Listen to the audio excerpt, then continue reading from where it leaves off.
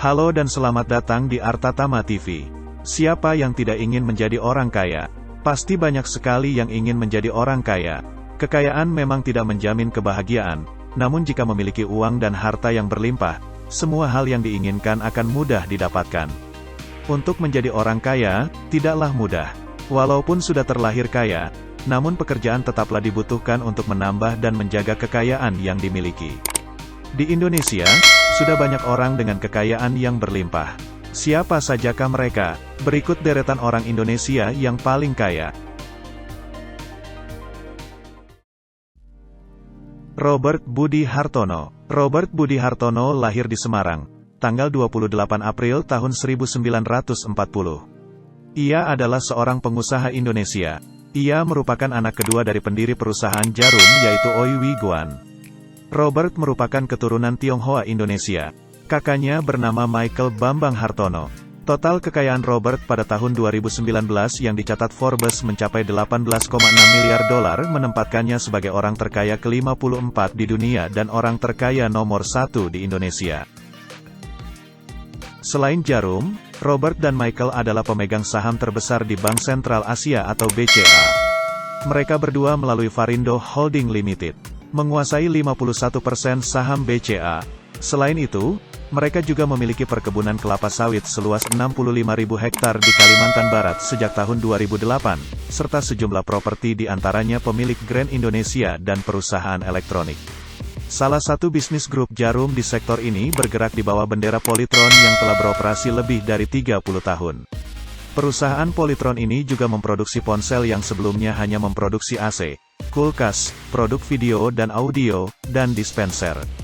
Melalui perusahaan yang baru dibuat yakni Ventures Global Digital Prima, Global Digital Niaga atau Blibli.com, mereka juga membeli Kaskus, situs Indonesia yang paling populer. Robert sangat menyukai olahraga bulu tangkis. Bermula dari sekadar hobi, ia kemudian mendirikan PB Jarum pada tahun 1969. Salah satu pemain bulu tangkis yang berasal dari PB Jarum adalah Liam Swiking, yang terkenal dengan julukan King Smash. Michael Bambang Hartono. Michael Bambang Hartono lahir di Semarang, Jawa Tengah, tanggal 2 Oktober tahun 1939 adalah salah seorang pemilik perusahaan rokok kretek Indonesia, Jarum.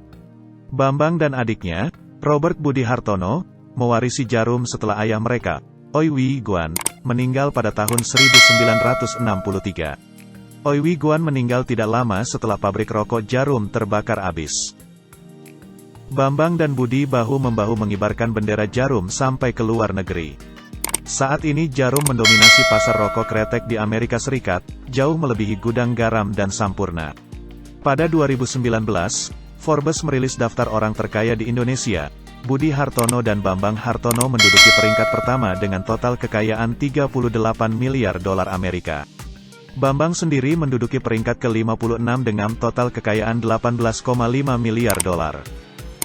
Selain industri rokok, saat ini Bambang dan Budi merupakan pemegang saham terbesar dari Bank BCA. Mereka berdua melalui Varindo Holding Limited menguasai 51% saham BCA. Selain itu, mereka juga memiliki perkebunan sawit seluas 65.000 hektar di Kalimantan Barat sejak tahun 2008, serta sejumlah properti di antaranya pemilik Grand Indonesia dan perusahaan elektronik.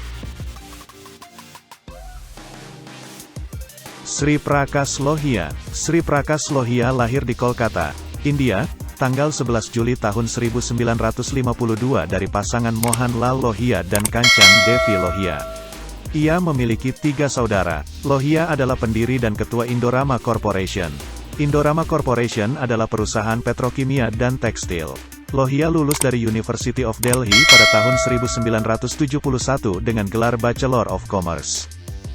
Pada tahun 1973, Lohia pindah ke Indonesia bersama ayahnya, dan merintis Indorama Synthetics. Perusahaan tersebut mulai memproduksi benang pintal tahun 1976. Pada 1991, Indorama Synthetics melakukan diversifikasi dan merambah industri serat polister. Resin polister botol mulai diproduksi tahun 1995. Tahun 2006, Lohia mengakuisisi pabrik olefin terintegrasi di Nigeria dan saat ini merupakan perusahaan petrokimia terbesar di Afrika Barat sekaligus produsen olefin terbesar kedua di benua Afrika. Indorama Corporation adalah perusahaan holding utama milik Lohia yang berkantor pusat di Singapura. Pada tahun 2012, Lohia dianugerahi Pravasi Bharatiya Samman Award atau Overseas Indian Award oleh Presiden India. Pada tahun 2013, Forbes menempatkannya sebagai orang terkaya ke-6 di Indonesia dengan kekayaan bersih 3 miliar US dollar. Tahun 2013, Lohia adalah miliarder terkaya ke-395 di dunia dengan kekayaan bersih sebesar 3,4 miliar US dollar menurut versi majalah Forbes. Prayogo Pangestu, pendiri Barito Group ini memulai karirnya dari mulai sopir angkot.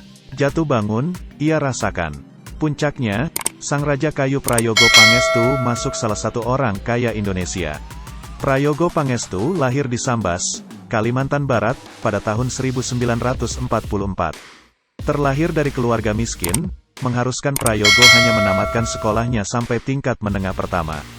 Untuk mengubah nasib, Prayogo merantau ke Jakarta.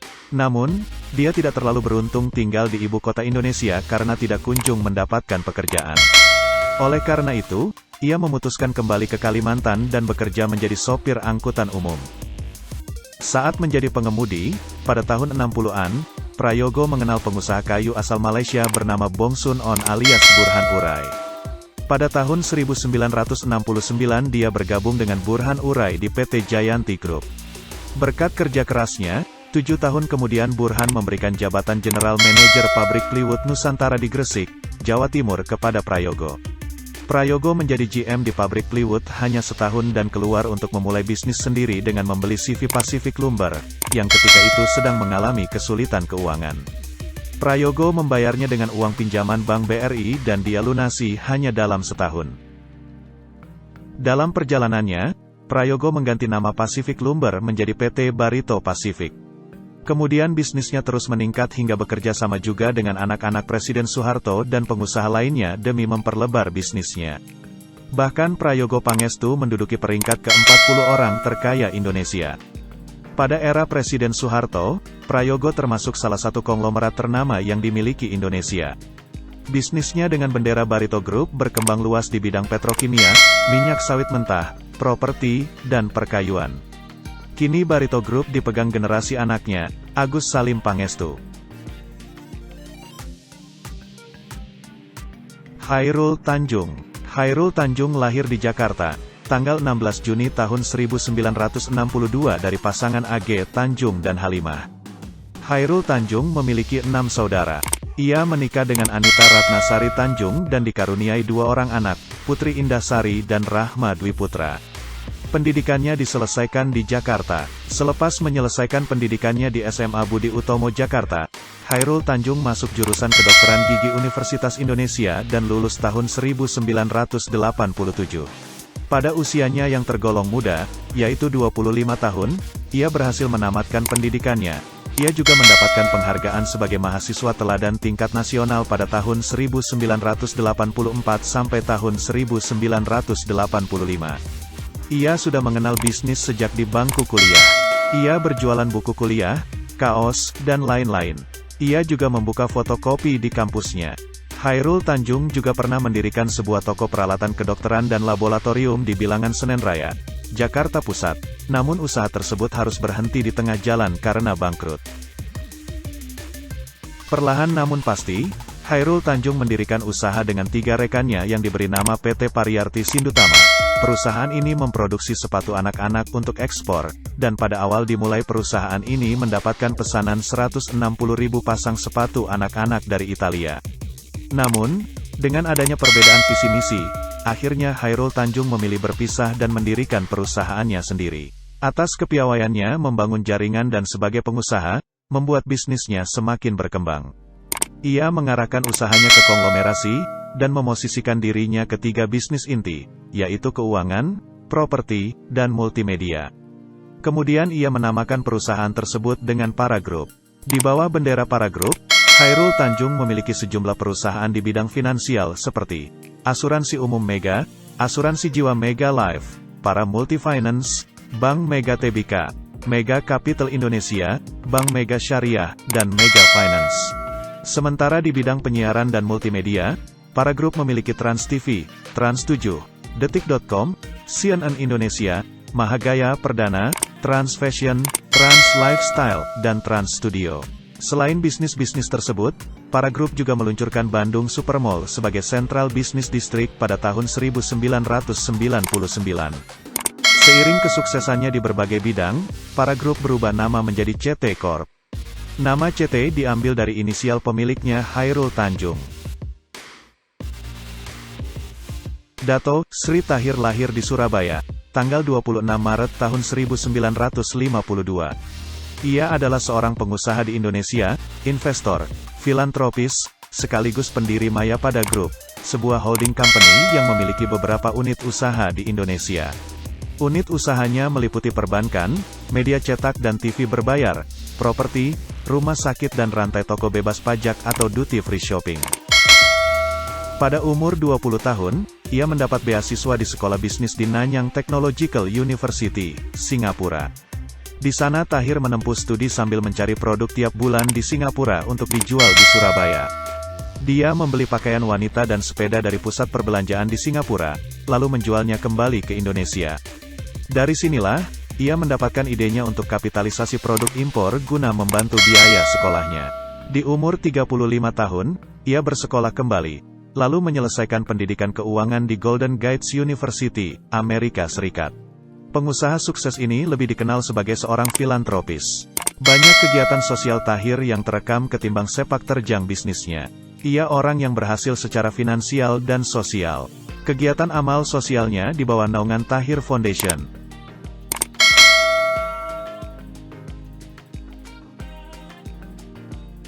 Jiwa sosial yang tinggi melekat pada Tahir. Ia tak hanya dikenal di Indonesia, tapi juga di mancanegara. Bahkan orang terkaya dunia Bill Gates mengakui itu. Sikap berbagi Tahir diutamakan dalam dunia pendidikan dan sosial. Ia mengucurkan dana sebesar 1 triliun rupiah untuk pendidikan dan pelatihan calon tenaga kerja wanita yang seharusnya tugas pemerintah dan perusahaan yang memberangkatkannya ke luar negeri. Tahir juga menyumbangkan 10 unit armada bis tingkat Transjakarta ke Pemda DKI Jakarta, dan memberikan pengobatan gratis untuk anak-anak penderita kanker. Karena kepeduliannya dalam dunia amal, lewat Tahir Foundation, pemilik kelompok bisnis Mayapada ini menjadi miliarder pertama Indonesia yang masuk dalam Bill and Melinda Gates Foundation, organisasi nirlaba buatan orang terkaya sejagat Bill Gates. Edi Kusnadi Saryaatmadja. Edi Kusnadi Saryaatmadja lahir di Jakarta, tanggal 11 Desember tahun 1963. Edi adalah pemilik dari MTech Group. Dia adalah pemilik dari SCTV dan Indosiar yang termasuk saluran televisi terbesar di Indonesia. Kusnadi memulai karir sebagai distributor komputer kompak di Indonesia dengan bendera PT Elang Mahkota Teknologi. Perusahaan ini cikal bakal MTech Group. Kusnadi lalu mendirikan Surya Citra Media yang mengelola televisi swasta Surya Citra Televisi atau SCTV. Kusnadi juga terjun di bisnis perkebunan. PT London Sumatra Plantation miliknya yang menghasilkan karet, kelapa sawit, kopi, kakao, dan lain-lain. Meskipun awalnya milik orang Inggris, 64,4% saham perusahaan dimiliki Kusnadi. Dengan aset sebesar 2,98 triliun rupiah dan keuntungan hingga 2 triliun lebih, PT London Sumatra Plantation juga menjadi usaha penting Kusnadi. Tahun 2006, SCTV telah menyumbangkan keuntungan hingga 1,82 triliun rupiah pada pundi-pundi MTech Group. Kusnadi adalah lulusan teknik sipil dari University of New South Wales di Australia pada tahun 1978, serta S2 di bidang teknik pada tahun 1980. Jerry Eng. Jerry Eng lahir di Pontianak, tanggal 2 Juli tahun 1965. Jerry adalah seorang bankir kawakan yang inovator. Julukan bankir inovator pantas disematkan kepadanya karena berbagai terobosan dan inovasi yang dia lakukan, baik selama dia memimpin PT Bank Danamon Indonesia Tbk, PT Bank Tabungan Pensiunan Nasional Tbk atau Bank BTPN, hingga menjadi pemilik PT Bank Artos Indonesia Tbk. Jerry Eng malang melintang di dunia perbankan Indonesia selama lebih dari 30 tahun. Jerry Ng pernah menjabat sebagai Deputi Presiden Direktur PT Bank Sentral Asia Tbk atau BCA sejak 2001 hingga 2002, kemudian menjadi Direktur PT Bank Danamon Indonesia tahun 2003 hingga 2005, Wakil Direktur Utama PT Bank Danamon Indonesia tahun 2005 hingga 2007, dan Direktur Utama Bank BTPN tahun 2008 hingga 2019. Selama berada di Bank Danamon Indonesia, Jerry Ng melakukan inovasi dengan turut melahirkan Danamon Simpan Pinjam pada tahun 2004, sebuah unit dari Bank Danamon Indonesia yang fokus memberikan kredit mikro untuk para pedagang tradisional. Kehadiran Danamon Simpan Pinjam sempat membuat was-was para kompetitor ketika itu. Lepas dari Bank Danamon Indonesia, Jerry hanya vakum 1 bulan sebelum dipercaya Texas Pacific Group Indonesia menjadi Head of Indonesia dan penasihat khusus untuk kawasan Asia Tenggara. Tugasnya adalah mencari dan mengelola investasi Texas Pacific Group di sektor keuangan terutama di Indonesia maupun kawasan Asia lainnya. Di bawah kendali Jerry Ng, Texas Pacific Group Indonesia akhirnya mengakuisisi 71,61% saham Bank BTPN senilai $195 juta pada Maret tahun 2008 dan pada Juli tahun 2008, Jerry Ng resmi ditunjuk menjadi Direktur Utama Bank BTPN oleh Texas Pacific Group melalui rapat umum pemegang saham luar biasa dan pada akhirnya, Bank BTPN dijual oleh Texas Pacific Group kepada Sumitomo Mitsui Banking Corporation dengan nilai $9,2 triliun untuk 40% saham BTPN dan 15,74% saham sisanya senilai $1,5 miliar. Martua Sitorus. Martua Sitorus lahir di Pematang Siantar, sebuah kota di Sumatera Utara, di tahun 1960. Martua adalah pemilik perusahaan Wilmar International bersama Kwok Hon Hong. Mereka bergerak di bisnis sawit, dan menjadi perusahaan terbesar di dunia dari usahanya tersebut. Di tahun 1991, perusahaan tersebut resmi berdiri dengan bermodalkan 7.100 hektar kebun sawit.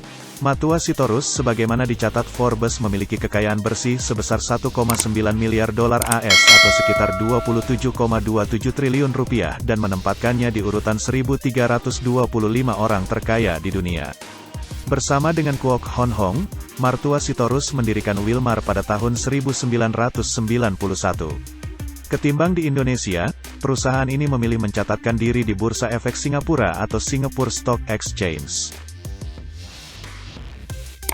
Wilmar International pernah masuk sebagai perusahaan sawit terbesar dunia pada tahun 2018.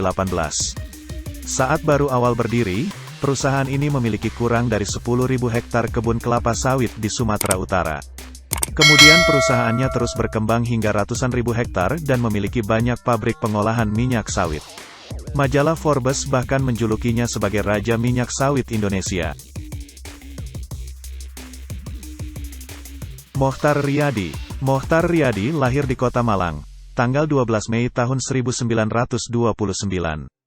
Ia adalah seorang pengusaha Indonesia terkemuka, pendiri dan presiden komisaris dari Lipo Group. Ia banyak dikenal orang sebagai seorang praktisi perbankan andal, serta salah seorang konglomerat keturunan Tionghoa Indonesia yang berhasil mengembangkan grup bisnisnya hingga ke mancanegara. Pada 2011, Forbes merilis daftar orang terkaya di Indonesia. Mochtar Riyadi menduduki peringkat ke-38 dengan total kekayaan $650 juta.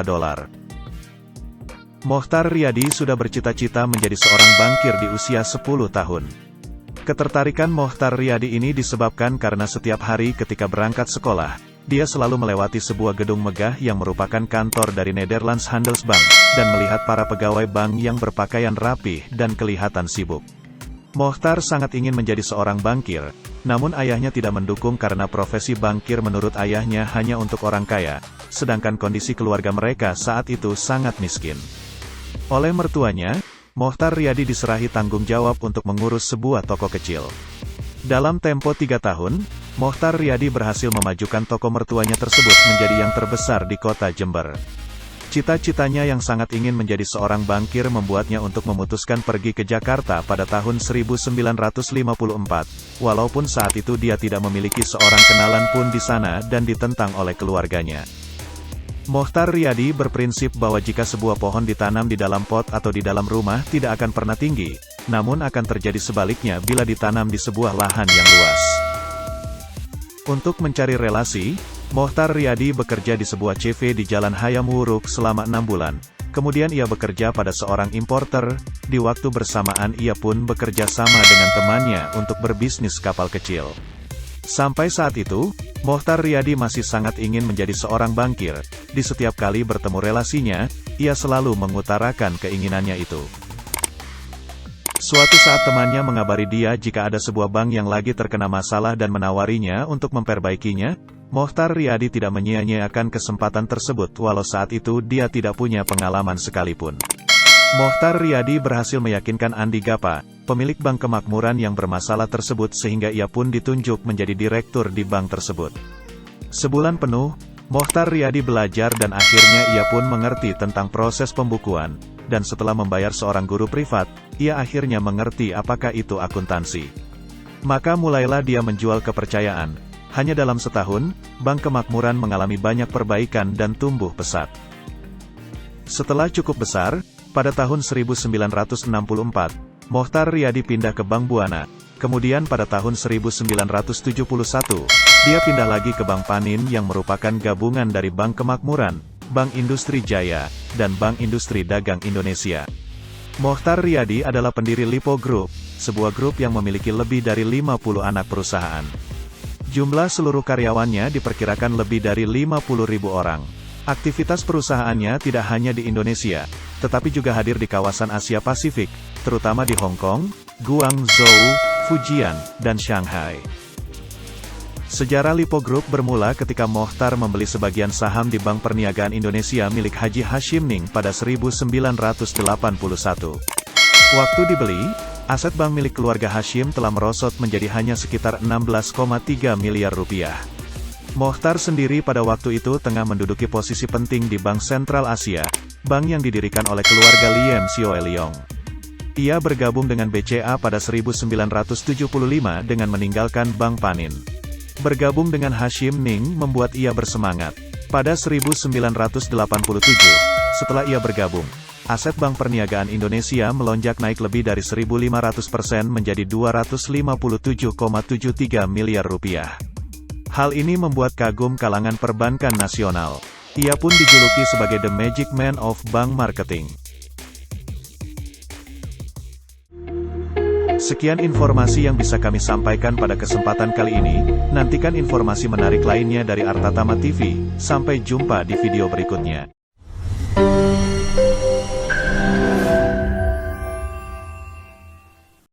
Terima kasih telah menonton video ini. Jangan lupa like, share, komen, dan subscribe.